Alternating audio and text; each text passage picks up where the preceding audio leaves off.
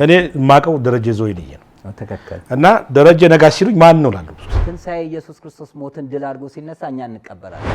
ዘእንበለ የምትል ቃል ነበረች አሳን ጨምር ካሳ በቀር በሚል ሲያከራክር ቆመ።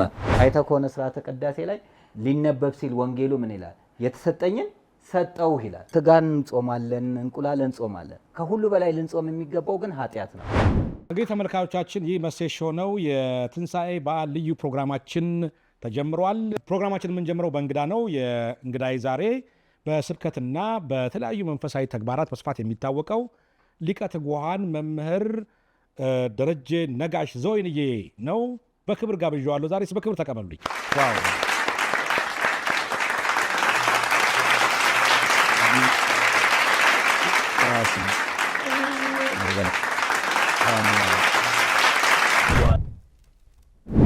እንኳን ለብርሃነ ትንሣኤ በሰላም አደረሰን። አሜን። እንኳን አብሮ አደረሰን። አዎ ለጊዜ ሰውተህ ለዚህ ለትንሣኤ በዓል ልዩ እንግዳ ስለሆንክ በጣም አመሰግናለሁ በእግዚአብሔር ስም። እኔም በዚህ ታላቅ በዓል ላይ ስለጋበዝከኝ ምስጋና የላቀ ነው።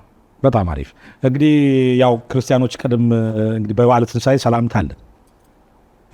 ክርስቶስ ተንሥአ እሙታን ክርስቶስ ተንሥአ እሙታን በአብያዊ ለስልጣን አሰሮ ለሰይጣን አገዞ ለአዳም ሰላም እንዘሰ ኮነ ፍስሐ ወሰላም።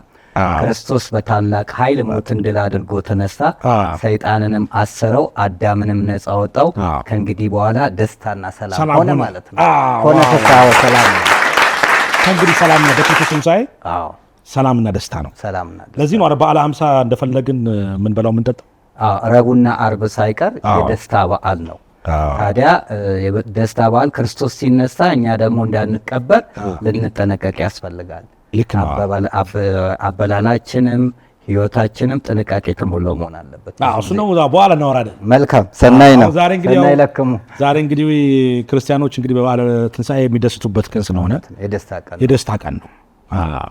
ምን እንደው ትንሣኤ ለክርስቲያኖች ምንድን ነው ከሚለውን ጀምር እስቲ። የመጨረሻው እኮ የድል ቀን ነው። ሰይጣን የታሰረበት፣ አዳም ነፃ የወጣበት፣ የአዳም ዘር በሙሉ ነፃ የወጣበት፣ አምላካችን መድኃኒታችን ኢየሱስ ክርስቶስ በመስቀል ላይ ቤዛ ሆኖ ከሲኦል ወደ ገነት፣ ከጨለማ ወደ ብርሃን፣ ከሞት ወደ ህይወት ያሻገረበት የነፃነት ቀናችን ነው። አንዳንድ ሀገራት አይተህ ከሆነ ቅኝ ግዛት ተይዘው ነፃ የወጡበትን ቀን ያከብራሉ። ኢትዮጵያን የድል ቀን ነው እንጂ ነፃነት ቀን የለንም ቅኝ ግዛት ስላልተያዘን። እዚህ በሲኦል ባርነት የነበረ የሰው ልጅ በክርስቶስ መሞት ዋጋ መክፈል ነፃ የወጣንበት ታላቁ በዓላችን ነው። ስለዚህ ክርስቲያኖች ለምንድን ነው ትንሣኤ የሚያከብሩት ማለት እንችላለን? እንግዲህ ያው ደስታህን ነው የምታስበው። አምላክ ለአንተ የሞተልህን የከፈለልህን ዋጋ እንግዲህ አስበው። አምላክ ነው፣ ፈጣሪ ነው፣ ፍጹም አምላክ ፍጹም ሰው ብላ ነው ቤተክርስቲያን የምታምነውና ከሰማያት ሰማያት ወርዶ ከድንግል ማርያም ተወልዶ በአጭር ቁመትና በጠባብ ደረት ተወስኖ ሕሙማነ ሥጋን በታምራቱ ሕሙማነ ነፍስን በስብከቱ ፈውሶ ያለ በደሉ በደለኛ ያለ ኃጢአቱ ኃጢአተኛ ተደርጎ በቀራንዮ አደባባይ በማዕከለ ምድር ዋለ። ስለዚህ ዋጋ ተከፍሏል። ትንሣኤን ስታከብር ከትንሣኤ በፊት ሕማማቶች አሉ። መገረፍ አለ፣ መጠማት አለ፣ መሰቃየት አለ፣ አክሊለ ሦክ መድፋት አለ፣ መጨለም አለ። ስለዚህ ኢየሱስ ክርስቶስ 6666 ጊዜ ተገርፎ ሳዶር፣ አላዶር፣ ዳናት፣ አዴራ፣ ሮዳስ በሚባሉ 5 ቅንዋተ መስቀል ተቸንክሮ የማይጠማው አምላክ በመስቀል ላይ ሆኖ ተጠምቶ እሱ ጨልሞበት ለእኛ ብርሃኑ ነው። እሱ ታርዞ እኛን አልብሶ፣ እሱ ተጠምቶ እኛን አርክቶ፣ እሱ ዝቅ ብሎ እኛን ከፍ ያደረገ ጌታ ዋጋ ከፍሎልን ነው በመስቀል ላይ የዳን ነው። ስለዚህ ትንሣኤውን በዓል ለየት የሚያደርገው ዓርብ ስቅላት ነው፣ ዓርብ ጩኸት ነው፣ ዓርብ ዋይታ ነው፣ ቅዳሜ ዝምታ ነው፣ እሁድ እልልታ ነው። ያ ጌታ አይሁዳውያን የሰቀሉት መቃብር ክፈቱልኝ መግነዝ ፍቱልኝ ሳይል ሞትን ድል አድርጎ ተነሳ።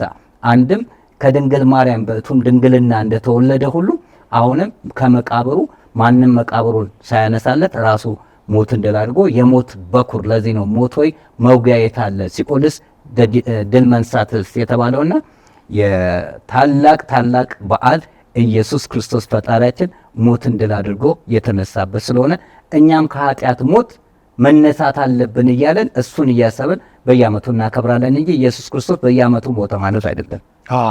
ይታወቃል። በተለይ አሁን አንድ ስለ ቤተክርስቲያን አስተምሮ አንድ ነገር እናንሳ። ለምሳሌ ቤተክርስቲያናችን የክርስቶስ ትንሣኤን በኩረ ትንሣኤ ትለዋለች። ከዚህ ከክርስቶስ ትንሣኤ በፊት ደግሞ ሙቶ የተነሱ ሰዎች አሉ በብሉይ ኪዳን። ለምንድን ነው ቤተክርስቲያናችን የክርስቶስ ትንሣኤን በኩር ትንሣኤ የምትለው? መልካም። ከክርስቶስ መስቀል ላይ መዋል በፊት የነበረው ሞቶ የተነሱ ብዙዎች አሉ። እነ ኤልያስ ሞት አስነስተዋል። የኤልሳ አጽም ሳይቀር ሞት አስነስተዋል። ገብቷል፣ በተለያየ መልኩ። ነገር ግን ሞቶ የተነሱትም ይሁኑ እንደገና የሞቱትም ገነት መግባት አይችሉም ነበር። በአዳም ኃጢአት ምክንያት በሱራፌል መልአክ ተዘግቷል ገነት።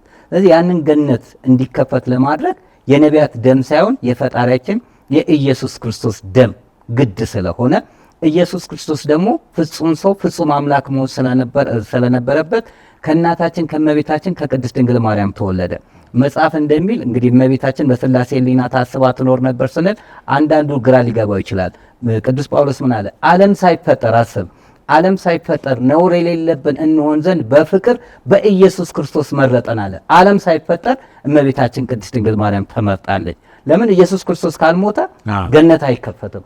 ስለዚህ ኢሳይያስ እንዳለው ገባ እንከን የሌላት ዘር እንደሆነች እግዚአብሔር ዘር ባያስቀርልን ኖሮ እንደ ሰዶም በጠፋን ገሞራንን በመሰልን ብሎ ኢሳይያስ 1:9 ላይ የተነገረላት እንከን የለሽ ምርጥ ዘር ቅድስት ድንግል የአዳም የውርስ ኃጢአት ድቀተ አዳም ያላገኛት ንጽሕት በማኅፀን የጠበቃት አስቀድሞ ያሰባትን በእሷ አደረና ተወለደ። ድንግል ማርያም በቤተልሔም ልጇ ኢየሱስ ክርስቶስን ለዓለም ሰጠች። እርሱ ደግሞ በመስቀል ላይ ሆኖ እነኋት እናትህ እነሆ ልጅሽ ብሎ እናቱን ለዮሐንስ ለሚወደው ደቀ መዝሙር ለአሁን ቀለምሲስ አውሎጎስ ለሚባለው ፍቅረ ጊዜ ለሚባለው 70 ዓመት ፊቱ ለጠቆረ መልእክታትን የጻፈ ወንጌልን የጻፈ በፍጥሞ ደሴት ራእይ ያየ ቅዱስ ዮሐንስ መስቀል ስር ስለተገኘ ጴጥሮስ ሸሽቶ ነበር።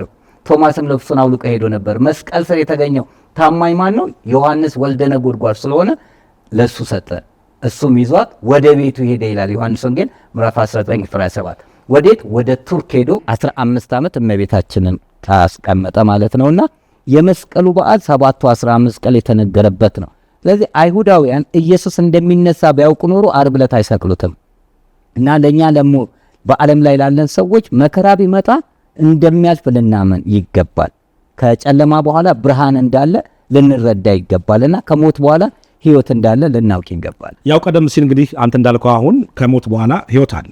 ሰው ከሞተ በኋላ ይነሳል። ይህም ደግሞ በክርስቶስ ትንሣኤ የተበሰረ ነው። በዚህ ጉዳይ ላይ ቤተክርስቲያናችን ማስተምሯላት። ያው ፈሪሳውያን እኮ ትንሣኤ ሙታን አያምኑም፣ ሰዱቃውያን ትንሣኤ ሙታን ያምኑ ነበር። ስለዚህ በእነሱ መካከል ሁሉ ልዩነት ነበረ። የመጣው በመጀመሪያ ቃል ነበር፣ ቃልም በእግዚአብሔር ዘንድ ነበር፣ ቃልም እግዚአብሔር ነበር አለና ቃል ሥጋ ሆነ ብሎ ዮሐንስ 1:14 ላይ ተናገረ። ቃል ሥጋ ሆነ ማለት ከሥጋ ጋር ተዋሃደ። ከሰማይ ሥጋን ይዞ አልመጣም። ከመቤታችን ከቅድስት ንጽሕት ድንግል ወላዲተ አምላክ ከሥጋዋ ሥጋ ከነፍሷ ነፍስ ነስቶ የተዋሃደና በቀራንዮ አደባባይ ላይ የቆረሰው ሥጋው የከፈለው ደም ያፈሰሰው ደሙ ከድንግል ማርያም የነሳ ነው። ያ ጌታ ሞትን ድል አድርጎ መነሳት ብቻ አይደለም፣ በ40ኛው ቀን አረገ። እግዚአብሔር በመለከት ድምፅ አረገ በእልልታ ብሎ ቅዱስ ዳዊት ተናገረ። ማን? ኢየሱስ ክርስቶስ እግዚአብሔር ስለሆነ አረገ፣ ደብረ ዘይት ላይ አረገ። ከዛስ እግዚአብሔር ግልጦ ነው ይመጣል፣ በፊቱም እሳት ይነዳል፣ ዝምም አይልም አለ መዝሙር 49 ላይ። ለዚህ ነው አሁን ግማሽ ጾም ላይ ደብረ ዘይት ላይ እግዚአብሔር ግልጦ ነው ይመጣል ተብሎ ይዜማል። ለምን? እሱ ስለሚመጣ። ከዛ ዮሐንስ ራእይ 22 ላይ ስተ እነሆ በቶሎ እመጣለሁ ለእያንዳንዱ እንደ ስራው መጠን እከፍል ዘንድ፣ አስከፍል ዘንድ አይደለም እከፍል ዘንድ አለ። ስለዚህ ኢየሱስ ክርስቶስ ሞትን ድል አድርጎ የተነሳውና ያረገው ዳግም ለፍርድ ይመጣል። ሲመጣ የወጉት ሁሉ ያዩታል ይላል። ለምን? በለበሰው ሥጋ ነው የሚመጣው፣ በድንግል ማርያም በለበሰው ሥጋ። መንፈስ አይደለም፣ ከሥጋዋ ሥጋ ተዋህዷል። ለዚህ ነው ተዋህዶ የምንለው። ኦርቶዶክስ ማለት ኦርቶ ማለት ቀጥተኛ፣ ዶክስ ማለት ሃይማኖት ነው። የግሪክ ቃል ቀጥተኛ ሃይማኖት ነው። ተዋህዶ ማለት ደግሞ ቃል ሥጋ ሆነ ማለት ነው።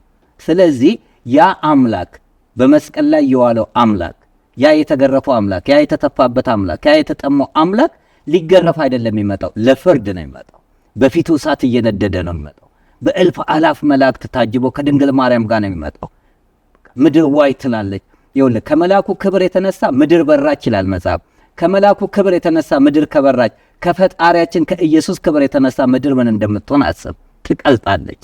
ስለዚህ ለፍርድ የሚመጣው አምላክ ትላንትና የተገረፈው፣ ትላንትና የተቸነከረው፣ ትላንትና መከራ ያየው ግን ሞትን ድል አድርጎ የተነሳው አምላካችን መድኃኒታችን ፈጣሪያችን ኢየሱስ ክርስቶስ ነው። ስለዚህ የተነሳው ነው የሚመጣው፣ የወጣው ነው የሚወርደው። ይሄ ነው። ለዚህ ነው እኮ እግዚኦ መሐረነ ክርስቶስነት ያንን ምሳሌ አድርገን ነው የምንሄደው። ከሰማያ ሰማያት ወረደ፣ ከዛ ሞትን ድል አድርጎ ወደ ላይ የተነሳ፣ ዳግም ደግሞ ለምን ለፍርድ ይመጣል ነው የምንለው።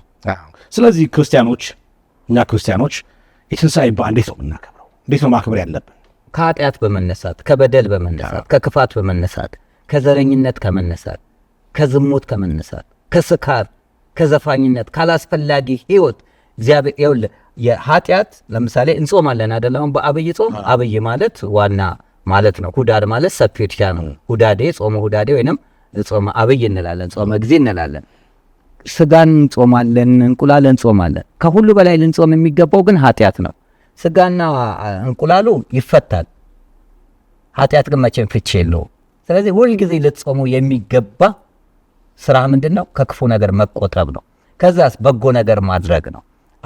አምላካችን መድኃኒታችን ኢየሱስ ክርስቶስ የከፈለውን ዋጋ በማሰብ በጎ ነገሮችን ለተቸገሩት በመርዳት የታመሙትን በመጠየቅ በመጨረሻም እንደዛ ነው የሚለው ጥያቄ ማቴዎስ 24 ላይ ብራብ አብልታችሁኛል፣ ብጠማ አጠጥታችሁኛል፣ ብታረዝ አልብሳችሁኛል ብሎ እንግዳ ብሆን ተቀብላችሁኛል ብሎ ስለሚጠይቅ ይሄንን ማድረግ መቻል አለብህ። እምነትና ምግባርን አያይዘ ማሄድ አለብህ። አለበለዚያ ጥቅም የለውም።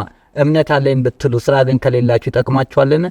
ከነፍስ የተለየ ስጋ እንደሞተች ሁሉ ከምግባር የተለየች እምነት በራሱ የሞተ ነው ይላልና ሁለቱንም ነው ክርስቲያን አያይዘን ልንሄድ። አንዳንዴ አሁን ጾም ነው አልጠጣም፣ ጾም ሲወጣ እጠጣለሁ። አሁን አልጣላም አልደባደብም፣ እኔ ጾም ላይ ነኝ ሱባኤ ላይ ነኝ ይላል። ጾም ከወጣ በኋላ ቀጠሮ እየያዘ ነው ማለት ነው። ብዙ ሰዎች ቢራ አልጠጣም ይለዋል። ይሄን በጾም ከዛስ ሲፈሰግ ይጠጣል። ይኸውልህ ይሄንን ነው እግዚአብሔርን ከሚያሳዝን ነገር ሁልጊዜ መቆጠብ አለብህ። ከኃጢአት ሁልጊዜ፣ ከበደል ሁልጊዜ ነው። በጎ ስራት ሁልጊዜ ነው። ግን የበለጠ በጾም ወቅትና በሰንበት ወቅት ደግሞ የበለጠ ታደርጋለህ እንጂ በጎ ለመስራት ቀጠሮ የለውም፣ ኃጢአት ለመተው ቀጠሮ የለውም። ሁልጊዜ የመዳን ቀን ዛሬ ነው፣ ያውም አሁን ነው የሚለው። ስለዚህ እኛ ክርስቲያኖች በዚህ በታላቁ የክርስቶስ መነሳት ልናውቅ የሚገባን የሞተልንን አምላካችንን ዋጋውን ልናጠፋ አይገባም። ጾሙ ሲፈታ በስካር ልናከብር አይገባም፣ በዝሙት ልናከብር አይገባም። ዓለም በዶሮ ደም አልዳነም፣ በምግብ አይደለም የምናከብረው፣ በክርስቶስ ስጋና ደም ነው፣ በከፈለልን ዋጋ በቅዱስ ቁርባን ነው ልንፈታ የሚገባው። አይተ ከሆነ ጾም ሲገባ ስጋ ቤት ወረፋው ቅበላ ነው ብቀላ። ጾም እኮ ይወጣል መልሶ። በተለይ የማይጾመው ነው የሚሰለፈው። ለምን? ከ7 ዓመት ጀምሮ 7ቱን የህግ አጽዋማት የመጾም ውዴታ አይደለም እኮ ግዴታ አለብን። ይሄንን ትተን አንዳንዱ ትንሣኤ አብይ ጾምንና ዓርብ ሮብን ጾምና ሌላውን ይበላል። አንዳንዱ ሰኔን ጾም የቄስ ጾም ነው ይላል። ክርስቶስ ለቄስ ብቻ ነው እንደ ሞተው? 7 አጽዋማት አላት። 7ቱ የህግ አጽዋማት እንደውም እኮ ጠንካራ የሆነ ጽጌንም ይጾማል። 5ቷን ቀን የወዲትን ጾም ጳጉሜንም ይጾማል። የበረታ ሁሌስ ብትጾም የጠነከረ አባቶቻችን በገዳም እኮ ጤዛ ለሰው ድንጋይ ተንተርሰው ግርማ ሌሊቱን ጸባጋንንቱን ታግሰው ዋሻ ምሰው ቅጠል እየበሉ እኮ ነው ስለ ዓለም ድነት ይጸልዩ የነበረው። ስለዚህ እኛ አጽዋጽማችን ራሱ አንዳንዴ ይገርመኛል። ከስጋው ተከልክለናል። በየአይነቱ ከአሳ ጋር ብሎ የሚጾም አለ። አሳ እኮ ስጋ ነው፣ የአሳ ስጋ ነው የሚለው። በአቡነ ተክለ ሃይማኖት ፓትርያርኩ 3ኛ ኢትዮጵያ ፓትርያርክ ጊዜ ሲኖዶስ አቆሙ ወስኗል። ዘእንበለ የምትል ቃል ነበረች፣ አሳን ጨምር ከአሳ በቀር በሚል ሲያከራክር ቆመ። በየአይነቱ ከአሳ ጋር ከበላ ሁሉንም መብላት አለበት አሳ ስጋ ስለሆነ። አንዳንዱ ደግሞ 12 14 አይነት ይበላል። ይሄ የጾም ለውጥ ሳይሆን የምግብ ለውጥ ነው። ስለዚህ ወፈርኩላል። እንዴት አይወፍርም? ይሄን ሁሉ እየበላ እንደውም የጾም ምግብ ያወፍራል። ጾም ራስን መጉዳት ነው። በጾም ነው የሚወሰድ። ጾም ራስን መጉዳት ነው። ጾም ያለህን ለሌላው መስጠት ነው። ይሄንን አልፈ ስታከብር ነው የኢየሱስ ክርስቶስን ሕማማቷ ራሱ ለየት ያለ እኮ ነው። አይተህ ከሆነ ስግደቱ መከራውን እያሰብክ ነው የምትጾመው። እስከሚችል እያከፈለ ነው የሚያደርገውና ያችን አልፈ ትንሣኤ የምትደርሰው። ስለዚህ ያለ መከራ ደስታ የለም። ያለ ዋጋ ሳትከፍል ጽጌረዳን ለመቁረጥ እሾኩን መቋቋም አለብህ እና ዋጋ ከፍለ ነው ያንን የመስቀል ውለታ ማስታወስ ያለብህ እንጂ ዝም ብለህ ትንሣኤን አከበርኩ ብለህ ሳትጾም እንደፈለግ ኃጢአት ውስጥ ሆነ ትንሣኤን አከበርኩ ማለት በክርስቶስ ትንሣኤ መቀለር ነው። በጣም ጥሩ። በተለይ ደግሞ በዓል ሲመጣ ለተቸገሩ ወገኖች መርዳት፣ የተራቡትን ማብላት የሚያስፈልግ ይመስለኛል። እኔ ብዙ ጊዜ ከልጅነት ጀምሮ የትንሣኤ ትዝታ አለኝ። ለምሳሌ የሰንበት ተማሪ ስለነበሩ ደሴ ተክለ ሃይማኖት ለነዳያን ለማስፈሰክ ገንዘብ እናሰባስብ ነበር በሁዳዴ ጾም። ከዚያ ምግብ አዘጋጅተን ልክ ሲፈሰክ ድሆች ጠርተን እናበልድ። ሌሎች ክርስቲያኖች አሁን ብዙ ጊዜ በሰንበት ትምህርት ቤት ተማሪዎች ላይ ብዙ ጊዜ የማየው ሌላውስ ምእመናን ለተቸገሩት በመርዳት የተራቡትን በማብላት ማክበር የለብንም? ይኸውልህ አሁን በዓል ስናከብር መስመር እየሳተ መጥቷል። ራሳችን ሆዴ ሙላ ደረቴ ይቅላ ብለን ለራሳችንና ወይንም ዝክር ሳይቀር አሁን ዝክር ቅድስት ኪዳነ ምሕረትን ቅዱስ ገብርኤልን ይዘከራል። በሬ ያርዳሉ፣ ትልቅ ስራ ይሰሩና የሚጠሩት መብላት የሚችለውን ሰው ነው። ነገር ግን ያጣ የነጣ ብዙ አለ። በየቤቱ ያፈረ የኔ ቢጤማ እኮ ወጥቶ ለምኗል። የኔ ቢጤ ማለት በነገራችን ላይ አንተ ገንዘብ የለህም፣ እኔ ግን ጤና የለኝም፣ ቢጤ አንድ ነን ማለት ነው። አንተ ብር የለህም፣ እኔ ግን ሰላም የለኝም። አንተ ብር የለህም፣ እኔ ግን ደህንነት በረከት የለኝም። የኔ ቢጤ ነን፣ እኩል ነን ማለት ነው። ለምን መጽሐፍ ከሚቀበል ይልቅ የሚሰጥ ብፁዕ ነው ይላል። ለድሃ የሰጠ ለእግዚአብሔር አበደረ ይላል። ገባ? ስለዚህ ያንን አስበህ ነው ከእግዚአብሔር ብድራትን አገኛለሁ ብለህ ነው የምታደርገው እንጂ እነዚህ መብላት መጠጣት አንተ ባታበላቸውም የሚበሉ ሰዎችን ማክበር ይሄ መልካም አይደለም። ማቴዎስ 10 ላይ እኮ ነብይን በነብይ ስም የተቀበለ ጻድቅን በጻድቅ ስም የተቀበላለና ከነዚህ ከታናናሾቹ አንዱ ያደረገ ቀዝቃዛ ውሃ ያጠጣ ነው እንጂ የጠጣ አይደለም የሚለው። ማጠጣት ነው ያለብህ፣ የተጠማውን ነው የምታጠጣው። ስለዚህ ዝክራችን ራሱ መስመር እየሳተ ነው። ለሀብታሙ ነው የምናደርገው። ሰው ታሞ ተቸግሮ አንድ እንጀራ ያላመጣ ሰውየው ሲሞት አንድ መሶብ እንጀራ ያመጣል። ሐውልት ያቆማል፣ ፊት ይነጫል፣ ጸጉር ይላጫል። ይሄ አይደለም በቁም መረዳዳት። እድሩ ራሱ መስመሩን ስቷል። ለምን ሰውየው ከፍሎ ይሞታል። እንግዳ መሸኛ ነው እንጂ ለሰውየው ምንረዳው ሲቸገር ወይ ሆስፒታል ወይ ጸበል ቦታ አልወሰድ ነው እና በቁም መረዳዳት ያስፈልጋልና እንዲህ አይነት በዓለም ሲመጣ በተለያየ ቦታ ብዙ ጊዜ ነዲያን መልካም ነው።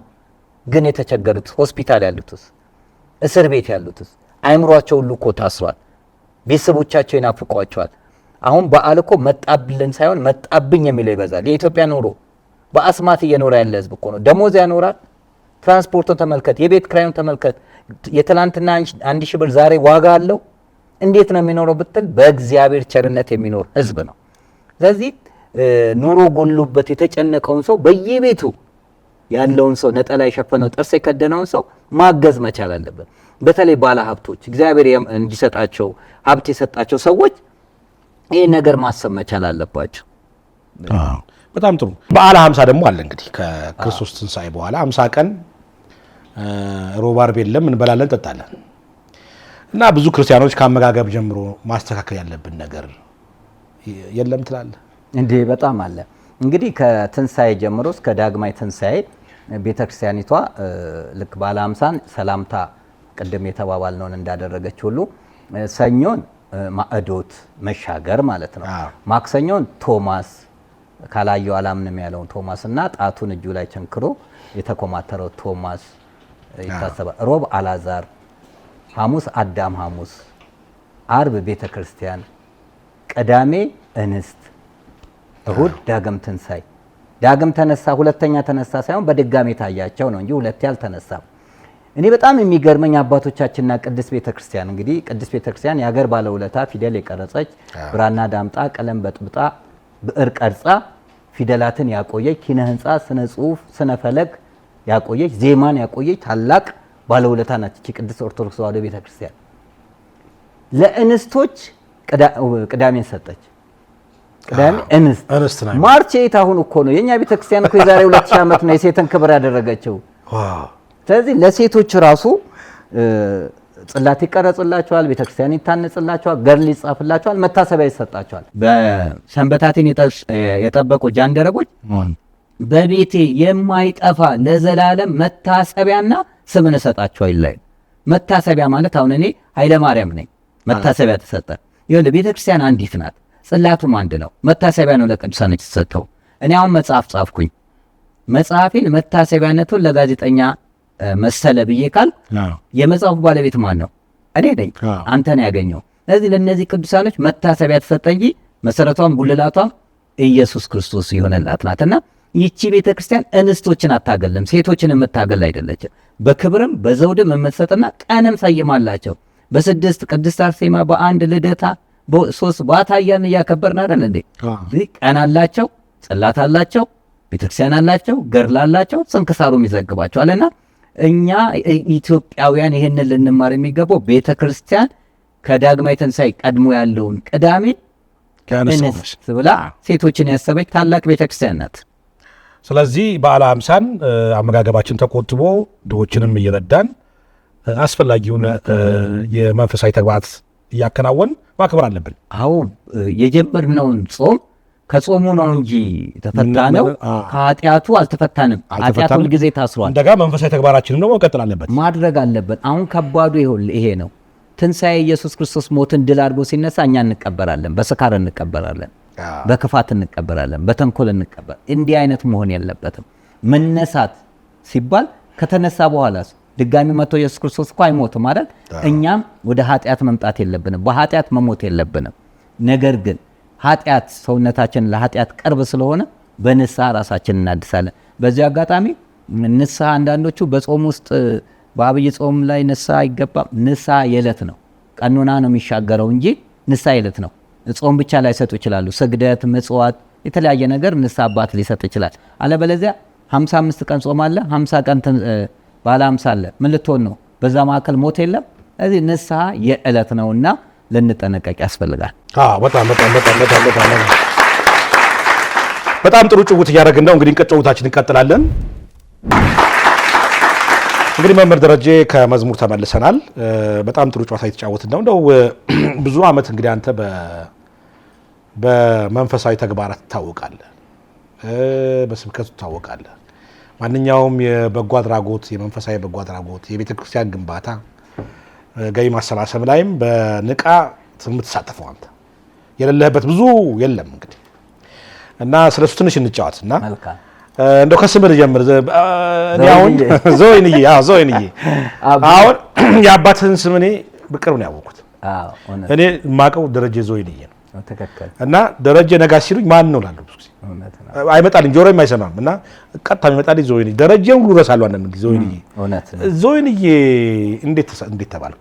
መልካም። ያው እንግዲህ በዚህ አጋጣሚ መላከ ስብሐት አርበኛ ነጋሽ ኃይለማርያም ነው የሚባለው አባቴ። 4 የቤተክርስቲያን ትምህርት የተማረ አርበኛም ሆኖ ለሀገር ዋጋ የከፈለ ነው እና እሱን የሚያስረሳ ስም ይሄ ሆነውና ወንድሞቼ አንተ አባታችንን አታስረሳ ይሉኛል። ማህበረ ወይንዬ መስራችና ሰብሳቢ ነኝ ለ30 ዓመታት ላለፉት 30 ዓመታት። ወይንዬ ከደብረ ብርሃን 1 ሰዓት ተኩል ተጉዘ የምታገኘው ገዳም ነው። ጻድቁ አባታችን አቡነ ተክለ ሃይማኖት 72 ቋንቋ የተገለጸላቸው ስፍራ ነው። ውሃውን ወደ ወይን የሚቀይሩበት ቦታ ነው።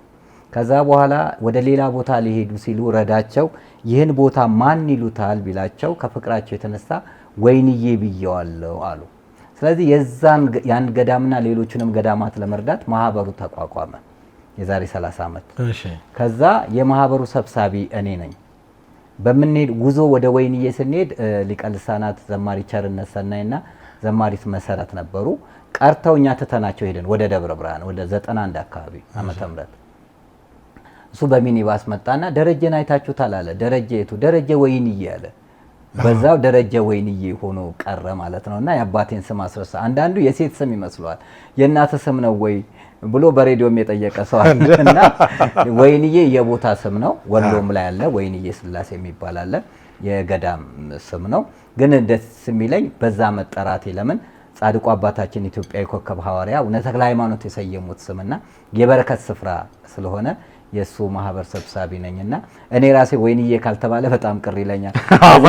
ትራቭሌም ደረጀ ዘወይንዬ አስጎብኚ ድርጅት፣ ዩቲዩብም ደረጀ ዘወይንዬ ዩቲዩብ ሚዲያ ተብሎ የሚጠራውና ወይንዬ መቼም ማልተዋት ብራንዴ ናት። በጣም ፊታላዊ ነጋሽን ያውቃሉ? ግን እንደው ከሞታ ያውቃል እንደው ተለወጠብኝ አላሉ? አይ ፍቅር ያልተለወጠማ ቴዲ አፍሮ ይባል የለ ታውን ተረስቷል። ቴዲ አፍሮ ነው የሚባለውና ብዙ በቀጽል ስም የሚጠሩ አሉ። እና እንዳልከውም ነው ደረጀ ዘወይንዬ ነው ሰው የሚያውቀውና አንዳንዴ አብሬ ቁጭ ብዬ አለቆች ለአገልግሎት ሄጄ ጉባኤ ማለት ነው ቁጭ ብለው ምንም ዝም ብለው መስቀል አሳልሞኝ ቁጭ ይላሉ። መርሃ ግብር መሪ መምህራችን መምህር ደረጀ ዘወይንዬ ሲባል እንዴ አንተ ነህ እንዴ ይደነግ ስሜ ቀድሟል። ስለዚህ በመንፈሳዊ አገልግሎት ከስንት ዓመት ሆነ ማለት ነው? ወይ 30 ዓመት በላይ 30 ዓመት በላይ። እንዴት እንደጀመርክ ታስታውሳለህ? መንፈሳዊ እንዴት እንደጀመርክ? ወይ ከህፃንነቴ ጀምሮ እኔ በሁለት እናት ነው ያደግኩት፣ በእናቴና በአክስቴ። የተወለድኩት የካ ሾላ ነው። አዲስ አበባ ልጅ ነው? አዎ እዚህ ነው። አንድ ዓመት ሲሆነኝ ለገዳዲ ሄድኩኝ። ለገዳዲ 11 ዓመት ቆየው። ከዛ 12 ዓመት ሲሆነኝ ወደ ቅዱስ እስጢፋኖስ ቤተክርስቲያን መጣው እና የእናቴ ታላቅ አክስቴ ጋር ማለት ነው። ስለዚህ የ12 ዓመት ልጅ ሆኜ ሰንበት ትምህርት ቤት እማር ነበረ። ከቤተክርስቲያን አልወጣውም። እዛው ቤተክርስቲያኑና ደግሞ ቤታችን አጠገብ ላጠገብ ስለሆነ እስጢፋኖስ ገደል ግቡ ይባላል ሰፈራችን እና እዛ ሆነ ቅዳሴ ይሰማል እንሄዳለን። ቅዱስ ዑራኤል ተማርኩኝ። ዑራኤል ትምህርት ቤት ተማርኩ እዛ ቅዱስ ዑራኤል ጋር ያለው። ከዛ መተን እናስቀድስ ነበረ የጠዋት ተማሪ ስለሆነ ከዛ ቦሌ ሃይ ስኩል ገባው። ከዛ እያለ ደግሞ በውጭ ቋንቋ በማዕረግ ተመረኩ። ስለዚህ ህይወቴ ከህፃንነቴም ጀምሮ የቤተክርስቲያንን የቃል ወተት እየተመገብኩ ነው ያደኩት ከልጅነቴ። ጾም ገና በ5 ዓመቴ ነበር ምጾመው። ቤተክርስቲያን የምትፈቅደው 7 ዓመት ነው። እናቴ አልበላም ስትል እኔም አልበላም እል የነበረበት ሰዓት ነውና መሰረቴም ቤተክርስቲያን ነው። እስካሁንም ያለሁት ቤተክርስቲያን ነው። ፍጻሜም ቤተክርስቲያን ነው። አይ በጣም ብዙ ዓመት ነው እና የተጋኸው። እውነትም ሊቀ ትጉሃን መባል እርግጥ ነው። አቡነ አትናቴዎስ ናቸው ያንተ አባት ያሉኝ። ኧረ እባክህ የደቡብ ወሎ ሊቀ ጳጳስ። ባቲ ተክለ ሃይማኖትን አሰርተን እንግዲህ በጣም 13 መስጊድ አንድ ቤተክርስቲያን ያለበት ታላቅ ክርስቲያኑ በጣም ጥቂት ነው። ያን ቤተክርስቲያን ዋጋ ከፍለን ማህበራችን ማህበረ ወይን እያሰራ ከዛ በኋላ በ99 መስከረም 24 ማህበሩ ትጉሃን ነው እሱ ደግሞ ሊቀ ትጉሃን ነው ብለው ከወርቅ ጋር ስም ያወጡልኝ። የጸሎት አባት ኢየሩሳሌም ላይ ኢየሱስ ገዳምን የገደሙት ታላቅ የበረከት አባት በጣም ነው የምወዳቸው ብፁዕ አቡነ አትናቴዎስ። እሳቸው ሊቀ ትጉሃን ብለው ያወጡልኝ 99 ዓመተ ምህረት ነው። እኔ ገባህል ነው የምለው። አሁን ብዙ ህይወትህን በሙሉ በተለይ እኔ ከብዙ በጥቂቱ ወይም ከጥቂቱ በብዙ ነው የሚባለው በጣም ብዙ ጊዜ የምታሳልፈው በመንፈሳዊ አገልግሎት እንደሆነ ነው የምሰማውም ማቀው እና በጣም ብዙ ኃላፊነቶች አሉብህ። እውነት ነው። እንደውም ስሰማ ስላንተ ለቤተሰቡ እንደውም ጊዜ አይሰጥም። ብዙውን ጊዜ በተለያዩ መንፈሳዊ ኃላፊነቶች ኮሚቴዎች ነው የሚሳተፈው። ቅሬታም ቀርቦብሃል ከቤተሰብ? አዎ ቅሬታ ይዤ ነው የመጣሁት። እሺ እውነት ነው። በስንት ንገረኝ እስኪ ምን የምትሳተፍባቸው? በጣም ብዙ ነው። እንግዲህ የማህበረ ወይንዬ አቡነ ተክለ ሃይማኖት ሰብሳቢ ሆኜ ላለፉት 30 ዓመት አገልግያለሁ። ስለ ኢትዮጵያ ዝም አንልም ትውልድን ከግብረ ሰዶም እንታደግ ማህበር በዓለም ላይ ብቸኛው፣ ምክንያቱም ILGA ኢንተርናሽናል ሌዝቢያን ኤንድ ጌይ አሶሲዬሽን ከተመሰረተ 48 ዓመት አልፎታል። 1000 ቅርንጫፍ አለው። ይሄንን የሚቃወም ማህበር ግን ብቸኛኛ ማህበር ነው። የነ ትራምፕ ሚዲያ የዘገቡት አሶሺየትድ ፕሬስ፣ አጃንስ ፍራንስ ፕሬስ፣ ውጭ ሚዲያዎች ሁሉ የዘገቡት የሱ መስራችና ፕሬዝዳንት ነኝ። ሰገል ዘኢትዮጵያ የሚባል ሰገል ማለት ጥበብ ነው። ሰብአ ሰገል እነ ዶክተር ሮዳስ እነ ዶክተር ጌትነት እንትኑ ሳይንቲስቱ እነ ጥበቡ ጋዜጠኛ ጥበቡ ወለጠ እና በርካቶች ያሉበት ላይ የሱ ቦርድ መስራችና ሰብሳቢ ነኝ። የገዳማት ታሪክ ተመራማሪ ነኝ። ገዳም መሄድ የጀመርኩት 1980 ነው። 37 ዓመት ነው ገዳም ሲሄድ የነበረው ከጠረፍ እስከ ጠረፍ። የሱ ታሪክ ተመራማሪ ነኝ። የግብረ ሰዶምና ጎጂ ልማዶች ተመራማሪ ነኝ። 19 ሀገር በመዞር ላለፉት 17 ዓመት የሱ ተመራማሪ ነኝ። ብዙ ሲዲ ሰርታላል የገዳማት ታሪክ? አዎ ከ100 በላይ ሰርቻለሁ። ሲዲዎቹ አሉ። ከግብረ ሰዶም ደግሞ ከ100 በላይ ሰዎች እንዲወጡ አድርጌያለሁ። የገዳማት ታሪክ ፊልም እሰራለሁ። ደረጀ ዘወይንዬ አስጎብኚ ድርጅት ባለቤት ነኝ። ደረጀ ዘወይንዬ ሚዲያ ባለቤት ነኝ። አሃዱ ሬዲዮ ከጥቤ ጋር አሃዱ መናገሻ አዘጋጅ ነኝ። እንግዲህ ሪሰርቸርም ነኝና ያለብኝ ኃላፊነት እጅግ በጣም ብዙ ነው። ሌላ 24 ሰዓት አለን ይላንተ። በዚህ አጋጣሚ ልጄ የተናገረችው ቅሬታ ምን መሰለ? ከማህበረ ቅዱሳን ይደወልላታል። ዶክተር ናት ልጄ፣ የመጀመሪያ ልጄ ዶክተር ናት። አምና ተመርቃለች። አሁን ፋርማሲ ከፍታ ክሊኒክ ውስጥም እየሰራች በጣም ጠንካራ ኢምፓወር አድርጌ ነው ያሳደኳት። መቀሌ የነበረች ዩኒቨርሲቲ እና በዛ በጦርነቱ ሰዓት 20 ኪሎ ሜትር በእግሯ ከወንዶች ጋር አድርጋ የመጣች ናት። እዛ ጅማ ዩኒቨርሲቲ ነው የጨረሰችው እና በጣም ስትሪንግዟ በጣም ደስ የሚል ነውና ተደወለላት። ምን አይነት አባት አለሽ አሏት። ለሀገር የኖረ ለቤተክርስቲያን የኖረ ለቤተሰቡና ለራሱ ያልኖረ እየኖረ ያለ አባት ነው አለች። ምን ማለት ነው? ጊዜ ለቤተሰብ አልሰጠም ነውና ይሄ ማህበራዊ ኃላፊነቶች በጣም ይበዙባል። ይሄ ብቻ አይደለም፣ ከ20 በላይ አብያተ ክርስቲያናትን አሰራለሁ አሁን በእጄ ላይ። የኛንም የደሴ ተክለ ሃይማኖት እኮ አሰርተሃል። እሱ ተባባሪ ሆኜ ነው። እሱ ተባባሪማ ቶ ይሄ ግን በኃላፊነት አሁን እንደና አቡነ ሲኖዳ አይነት ቤተክርስቲያን ጎጃም ውስጥ ዲማ ጊዮርጊስ አካባቢና እንደዚህ በኮሚቴ ውስጥ ሆነ ደግሞ የምታሰራቸው አብያተ ክርስቲያናት ብዙ ናቸው። ይሄ የእናንተ ደሴ ላይ ቁስቋም ማርያም፣ ሌሎችም አብያተ ክርስቲያናት በማገዝ በመተባበር በማማከር ነው። በኃላፊነት ደግሞ የምታሰራው አለ። ያው የጊዜ ባለቤት እሱ እግዚአብሔር ኃይልና ጉልበት ሰጥቶኝ በተለይ እናቴ እመቤቴ በጠራት ስሟን የማልጠግበው ቅድስት ድንግል ወላዲተ አምላክ እሷ አንደበቴን እያጣፈጠችው ይሄው ለዘመናት በአገልግሎት በቤቱ አድምቃና አሳምራ ታኖረኛለች። ተመስገን። ሊቀ ትጉሃን አንሰው ያንሰዋል። በእውነት ያልተነገረልህ ያልተዘመረልህ በጣም መንፈሳዊ ሰው ነህ። በእውነት በጣም ብዙ ጓደኞችን ሌሎችም ስጠይቅ በጣም ብዙ ኃላፊነት ያለብህ ለሰው እና ለቤተ ክርስቲያን ብዙ የምትለፋ ለራስ ግን እንደው ብዙ ጊዜ ማሰጥ ለቤተሰብ ጊዜ ማሰጥ እንደው ተረድቻለሁና እግዚአብሔር ይባርክ። እንዲህ አይነት ሰው አይጥፋ። እንግዲህ አንተ በመንፈሳዊ ጉዞ ብዙ ሀገራት ሄዳል። እንደው ምን ተገነዘብክ? አጠቃላይ የቤተክርስቲያናችን እንቅስቃሴ ከሀገራት ከኢትዮጵያ ሀገር ስታነጻጽረው ምን ተሞክሮ ወሰድክ? እንደው ብዙ ስንት ሀገር ነው የሄድከው? መጀመሪያ 19 ሀገር ነው። 19 ሀገር ይላል። አሜሪካን ብቻ 14 ስቴቶችን ዞር ያለው አውሮፓ። ስለ ጉዞ ህይወት ንገረኝ እስቲ። እንግዲህ ያው ትልቁ የኢትዮጵያ ውስጥ ያለው ለዘመናት የሄድኩበት አድካሚ ጉዞ እሱ ነው። 23 ሰዓት ተኩል የፈጀብኝ ገዳም ሄጃለሁ። አብረንታንት ዋልድባ ለመሄድ ከአዲ አርቃይ ስንነሳ የ3 ሰዓት መንገድ ሄደን ስታችኋል ይባላል። አስበው የ3 ሰዓት ሻማ የሚቀልጥበት ነው። በጣም ከባድ በረሃ ነው። የ2 ሰዓት መንገድ ሄደን ስታችኋል ይባላልና ሰርክ 11 ሰዓት ሄድን። ሌሊት ተጉዘን ቀን ተጉዘን 10 ሰዓት ተኩል የገባንበት አለ። የት ነው? ዋልድባ። እዚህ ዋልድባ። አሁን መንገዱ ቀላል ነው እና የሄድንበት መንገድ ያ ነውና ብዙ ጊዜ ነብር ያጋጥመዋል፣ ውሃ ሙላት ያጋጥመዋል። በጣም ከባድ ነው። ተራራ መቧጠጥ አለ እና ይሄ ከባዱን ጊዜ በእግዚአብሔር ቸርነት የተሻገርንበት አደጋዎች ነበሩ። ለምሳሌ ከአክሱም ስንመጣ መኪና ተገልብጦብን አንደኛው መኪና 6 ሰው ሞተ። አባቴም እዛው ነው የሞተው። እንደዛ ሆኖ እንደገና ለሚቀጥለው ለአገልግሎት ራስን ማዘጋጀት ከባድ ነው። የሌላ ማህበር ከፊታችን ተገለበጠ። አቡነ አሮን 6 ሰው ሞተ። የመካኒሳ ቅዱስ ሚካኤል ቤተክርስቲያን ከፊታችን ሄዶ ተገለበጠ፣ 6 ሰው ሞተ። እኔን ከኋላ አድርጎ ማለት ነውና እነዚህን ስታያቸው ራሱ ጉዞውን እንድትሸሽ የሚያደርግ ስራ ነው። ግን ራስን ችለ አቋቁመን እንደገና ጉዞ ማህበረ ወይን የአቡነ ተክለ ሃይማኖት በረሃ ውስጥ እየገባ ጉዞ የሚያደርግ ሰው ያልሄደበት ቦታ የሚሄድ ነውና ወደዛኛው ሲሄድ ወደ ውጭው ስንሄድ በፊት በሪሰርቺንግ ሁሉ ነው የሚሄደውና በተለይ ይሄ የግብረ ሰዶም አስከፊነት ደረጃ ምን ደርሷል የሚለውን ለማየት ያው ብዙ ቻሌንጆች እንትን ላይ ደርሶ ስፔን ማድሪድ ላይ አሳደውኝ ነበረ። ስዊድን ስቶክሆልም ላይ ፈተናኝ ነበር ሌዝቢዋ። ወደ ፊንላንድ ሲሄድ እጅግ ጥሩ ያልሆነ ስራ ሰርታብኝ ነበር አንዷ። ስለዚህ ብዙ ቻሌንጆችን አልፌ ነው ለዛ ውጤት የበቃሁት። ከዛ በኋላ መንፈሳዊ ጉዞ ማዘጋጀት አለብኝ በሚል ተነሳሳው። ለምን አውሮፓ ቱር በሄድንበት ሰዓት የኛን ቤተክርስቲያን የሚያሳይ ጉብኝት ስላልነበረ ለምን እኛ አናዘጋጅም በሚል አሁን እግዚአብሔር ፈቅዶ ወደ ቅድስት ሀገር ኢየሩሳሌም ልደትንም ትንሳኤንም ጀመር። አሁን ደግሞ እርገት አለ። እንደገና ደግሞ ደብረ ታቦርን እናዘጋጃለን። ከዛ በዓለም ላይ ነው በውጭ ያሉት ወደ ኢትዮጵያ እንዲመጡ እኛ ለምንድን ነው ወደ ውጭ ሄደን መጎብኘት የማንችለው?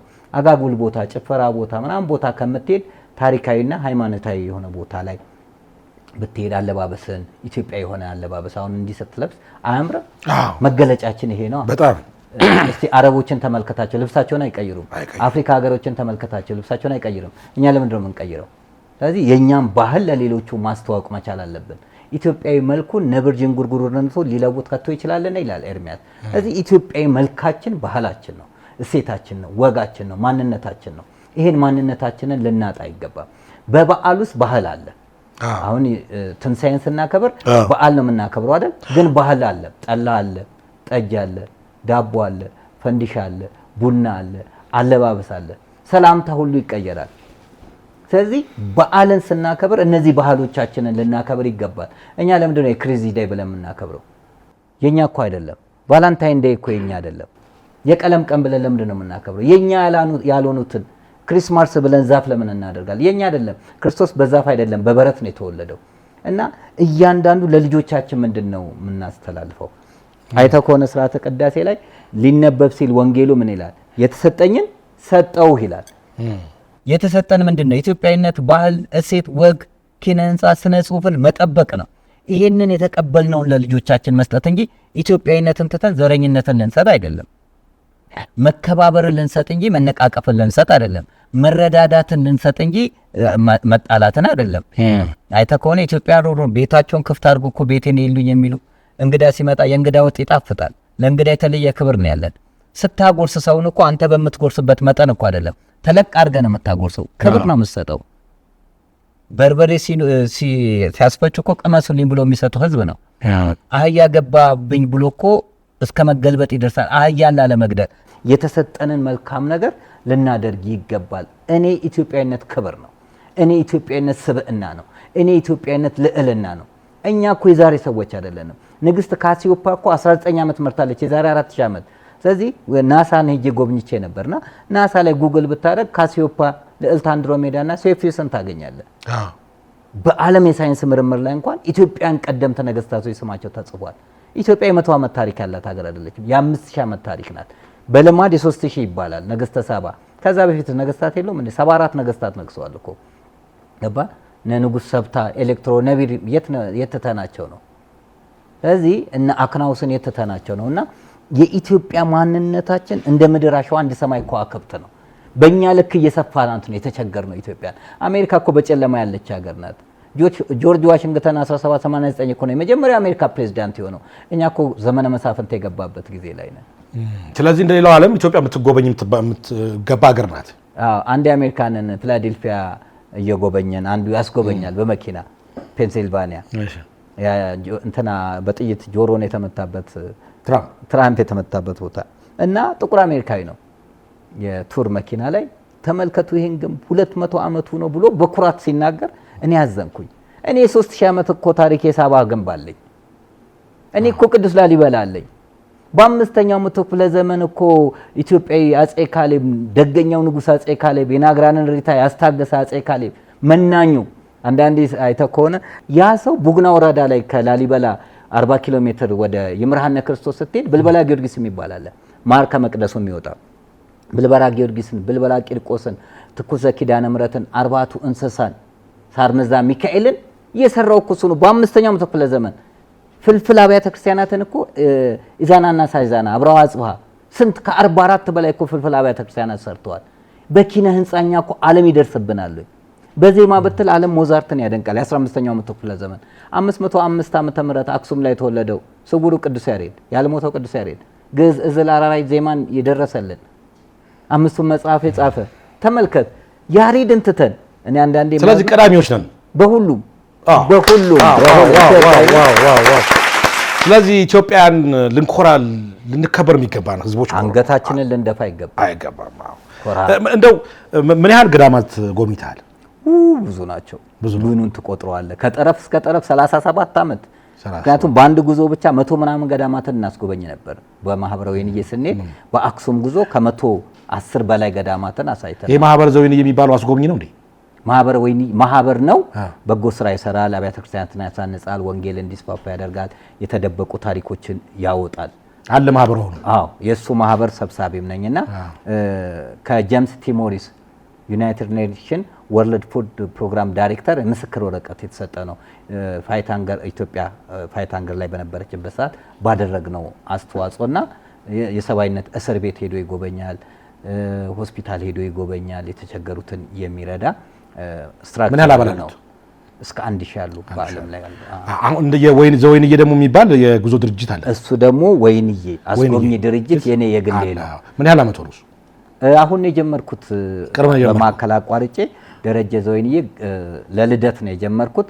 ትንሳኤ ላይ በጣም ተሳካልኝ። ብዙ ሰው አገልግሎት ላይ አሁን ይዘት ይላል። አዎ ሄድኩ እንጂ ሄድኩ።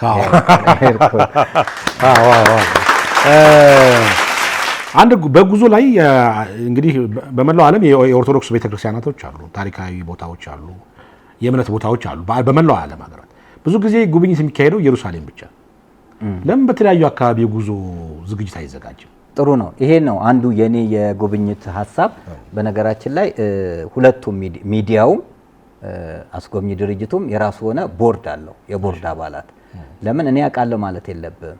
የሚያውቁ ሰዎችን ከበላይ ስታደርግ መስመር ያሳየዋል፣ የሳትከውን ያስተካክላሉና አንዱ የጉዞ ዓላማ ኢየሩሳሌምና ግብፅን ማስጎብኘት ብቻ ሳይሆን በዓለም ላይ ያሉትን የማስጎብኘት ነው። ለምሳሌ ደቡብ አሜሪካን ላይ የተለያዩ ሂስቶሪካል የሆኑ ቦታዎች አሉ። ገብቷል። ለምንድነው ደቡብ አፍሪካ ላይ በርካታ አብያተ ክርስቲያናቶች አሉ። ሌላው ቀርቶ አሜሪካን ሀገር ላይ ከአንዱ ቦታ ወደ አንዱ ቦታ ከዲሲ ወደ ኒውዮርክ ብታደርግ ፔንሲልቫኒያ ላይ እነዚህ አሚሾች በተፈጥሮ የሚኖሩ መብራት አይጠቀሙም፣ ስልክ አይጠቀሙም፣ መኪና አይጠቀሙም። እስከ 8ኛ ክፍል ብቻ ናቸው የሚማሩት። እነዚያን የሚጎበኙት ከ44 ሺህ በላይ ያሉ የሚጎበኙ አሉ። ኒውዮርክ ሄደ ደግሞ ቤተክርስቲያን አለ፣ እንዲሁም ደግሞ ታሪካዊ የሆኑ ስፍራዎች አሉ። እነዚህን ጭምር የማስጎብኘትና ስካንዲኔቪያ ላይና ባህልን በጠበቀ ለምሳሌ ከኢትዮጵያ ወደ አውሮፓ ስትሄድ እዛ ያለችው ቤተክርስቲያን እኛን ብትቀበለን፣ እግር አጥቦ ቢቀበሉ፣ ምግብ አድርገው ቢቀበሉ፣ እኛ ደግሞ ባህላችንን ባህላዊ ልብስ ለብሰን ለሆቴል የምናወጣውን ለቤተክርስቲያኑ ብንሰጥ እጅግ መልካም ነውና በምትሄድበት ሰዓት አንደኛ ኢትዮጵያዊ ባህልንም እያስተዋወክ ነው የምትሄደው፣ ታሪክንም እያወክ ነው የምትሄደው። እንደገና ደግሞ የውጭ ሀገር ሰዎች ኢትዮጵያን እንዲያውቋት ማድረግ መቻል አለበት። አንዳንድ ጊዜ ኢትዮጵያ ማናት ሲባል ኃይለ ሥላሴና ገብረ ሥላሴን ነው የሚያውቁት። ኃይሌ ገብረ ሥላሴንና ንጉሥ ኃይለ ሥላሴ። ለምንድን ነው ኢትዮጵያ በድርቅ መታወቅ የለባትም? ኢትዮጵያ በታሪኳ መታወቅ አለባት። ኢትዮጵያ በማንነቷ ፓን አፍሪካኒዝም እንዲመሰረት ያደረገች ሀገር ናት። ለዓለም የጥቁር ህዝቦች ነፃነት ነጸብራቅ የአድዋ ድል ነው። ቪክቶሪ ኦፍ አድዋ ነው የምንለው። ስለዚህ ይህንን ድላችንን ለዓለም ማሳወቅ መቻል አለብን። እኛ በትላንትናና በነገ መካከል ያለን ዛሬ ነን፣ ድልድይ ነን። ትላንት አባቶቻችን፣ ዛሬኛ፣ ነገ ልጆቻችን ነን። ስለዚህ ከአባቶቻችን በጎ ነገር ተቀብለን ለልጆቻችን ማሳለፍ አለብንና ይሄንን ደግሞ በዓለም ላይ ኢትዮጵያዊነትን ኩራት በዓለም ላይ ማሳየት መቻል አለብን። እንግዲህ በመንፈሳዊ አገልግሎት ወደ ከ30 እና ከ30 ዓመት በላይ ነው። 37 ዓመት ገዳም ብቻ ደግሞ ማትረሳው ገጠመኛል ከዚሁ ከጉዞም ሊሆን ይችላል። አዎ ነው በህይወት ትዝ የሚል ነገር ሲኖር በየትኛው በውጭው ነው በዛ ፈለከው በቃ ማትረሳው አጋጣሚ ካለ? አዎ ብዙ አጋጣሚዎች አሉ። እኔ የሰዓት አለማክበርን አጋጣሚ ብነግርህ በውጭው ዓለም ማለት ነውና አውሮፓ ሄጄ ከስዊድን ወደ ኖርዌይ በመኪና ልጎብኝዬ በመኪና ሄድኩኝ። ከዛ ስመለስ በመኪናው ልመለስል አንድ አፍሪካ ያገኘውኝ ከሱ ጋር እያወራን እያለ መኪናው ሰዎች ይገባሉ። እንግባ ስለው ቆይ አለኝ።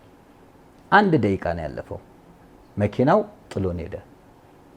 ከዛ ስንመለስ ትኬት እንትን ለመግዛት ስንል እኔ ያስኩት ስዊዲሽ ክሮነር ነው፣ እሱ ደግሞ የሚያስፈልገው ኖርዌጂያን ክሮነር ነው። ከዛ መንዝረና ፎሬክስ ተባልኩ። መንዝሬ ስመጣ ትኬቱ አለቀ።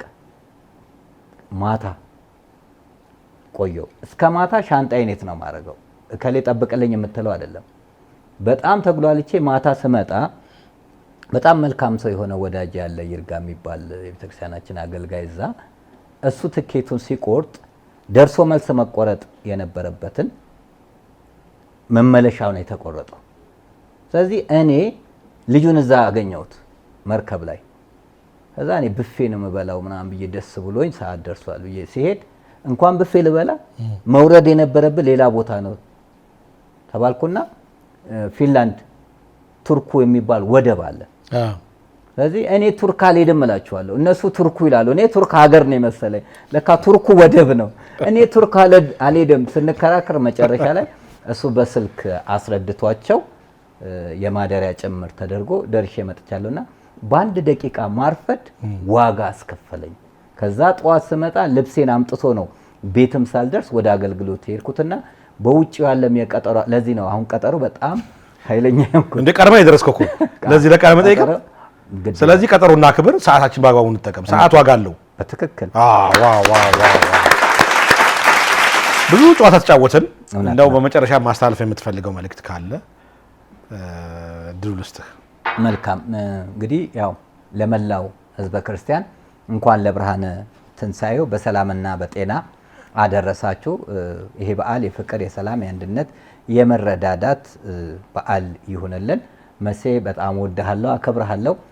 የማቅህም በቤተክርስቲያን በተለይ ደሴ ጻድቁ አባታችን አቡነ ተክለ ሃይማኖትን ቤተክርስቲያን ለማሰራት ማስታወቂያ እንዲነገር እድል ሲሰጥ በእንባ ነበር ስትጣራ የነበረውና ለቤተክርስቲያን ያለቀስክ ልጅ የቤተክርስቲያናችን ልጅ ነህና አሁን ደግሞ በእንደዚህ ሳይ በጣም ደስ ብሎኛል። ደሴ ፍቅር ሀገር ነው፣ በጣም ወደው ሀገር ነው፣ ከተማችን ነው እና በርታ፣ በጸሎት ቤተክርስቲያን ልታስብ ይገባል እላለሁ። እንግዲህ ይህንን ሾው የምትከታተሉ ከጎኑ በመሆን በማበርታት ማስታወቂያ በማሰራት በመረዳዳት የበለጠ የተሻለ ቦታ እንዲደርስ ልታደርጉ ሀሳብ በመስጠት ልታግዙት ይገባል ብዬ አስባለሁ። እኔንም ደካማውና ኃጢአተኛውን ደረጀ ዘወይንዬን እንድታስቡኝ ጉዞዬንም እንድታበረቱልኝ በጸሎታችሁ አስቡኝ እላለሁ። ዘማሪ ዮርዳኖስ ደረጀን ጋብዛት።